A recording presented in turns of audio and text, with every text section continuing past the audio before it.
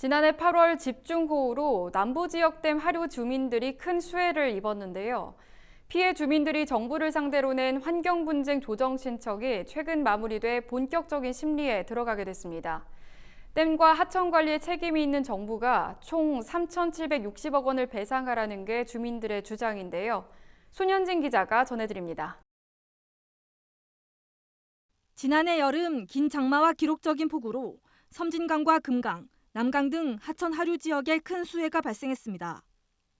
해당 지역 주민들은 수해의 원인이 댐과 하천 관리 부실에 있다며 정부와 자치단체에 총 3,760억 원을 보상할 것을 요구하고 나섰습니다.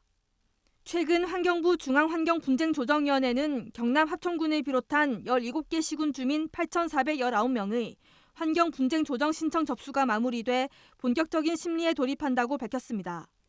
환경분쟁조정위원회의 조정 절차는 지난 4월 개정된 환경분쟁조정법에 따라 시행되는 제도로 이번 분쟁조정은 법 개정 이후 첫 사례입니다. 분쟁조정을 신청한 주민은 전남 구례군이 1,963명으로 가장 많고 전남 곡성군과 전북 남원시가 각각 1,275명, 1,226명으로 뒤를 이었습니다. 신청 금액 규모도 구례군이 1,137억 원으로 가장 컸고 곡성군과 남원시가 각각 826억 원, 588억 원으로 집계됐습니다.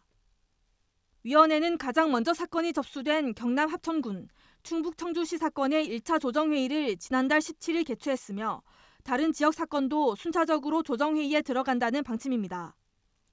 양 당사자 신문을 기준으로 해서 의견 진술을 청취하고 양 측이 이제 합의를 해서 조정 조서를 최종적으로 쓰게 되면 그건 그대로 이제 합의가 된 것이고요. 그게 어려울 경우에는 조정 결정을 우리 위원회가 내리는 거고 조정 결정에 대해서는 양 당사자가 14일 이내에 이의 신청을 할 수 있습니다. 이번 분쟁 조정은 환경부가 지난 8월 발표한 댐 하류 수해 원인 조사 용역 결과에 따른 후속 조치입니다.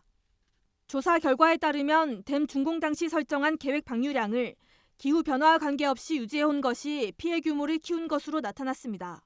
또 섬진강댐은 홍수기 초기 수위를 예년보다 높게 유지했고 용담댐의 경우 홍수기 제한 수위를 넘겨 운영된 것으로 확인됐습니다. 수해 피해 구제 절차가 본격적으로 추진되면서 주민들의 일상 회복을 위한 전환점이 마련될지 주목됩니다. MBS 손현진입니다.